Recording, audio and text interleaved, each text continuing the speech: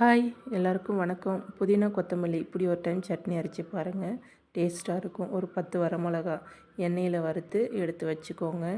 கருகாமல் இஞ்சி பூண்டு இதையும் நல்லா எண்ணெயிலே நல்லா பச்சை வாசனை போகிற அளவுக்கு வறுத்து எடுத்து வச்சுக்கோங்க. புதினா கொத்தமல்லி கருவேப்பிலை இதையும் அதே எண்ணெயில் போட்டு நல்லா வறுத்து எடுத்து வச்சுக்கோங்க.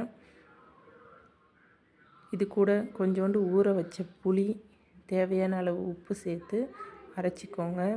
அதே கடாயில் எண்ணெய் ஊற்றி கடுகு கருவேப்பிலை போட்டு அரைச்சி வச்ச சட்னியை அதில் ஊற்றிக்கோங்க. இதை ஒரு 1/4 மணி நேரம் சிம்மிலே வச்சு நல்லா கிண்டி விட்டுக்கிட்டே இருங்க. இது நல்லா எண்ணெய் பிரிஞ்சு வந்ததுக்கப்புறம் இதை நல்லா ஆற வச்சு எடுத்து வச்சுக்கோங்க. ஒரு வாரம்னாலும் இந்த சட்னி கெட்டு போகாது. இது எல்லா வித சாதத்துக்கும் சைட் டிஷ்ஷாக வச்சுக்கலாம். சூடான ஒயிட் ரைஸில் கொஞ்சமாக போட்டு கூட சாப்பிட்லாம். அவ்வளோ டேஸ்ட்டாக இருக்கும்.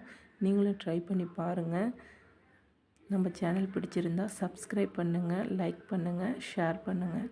தேங்க்யூ.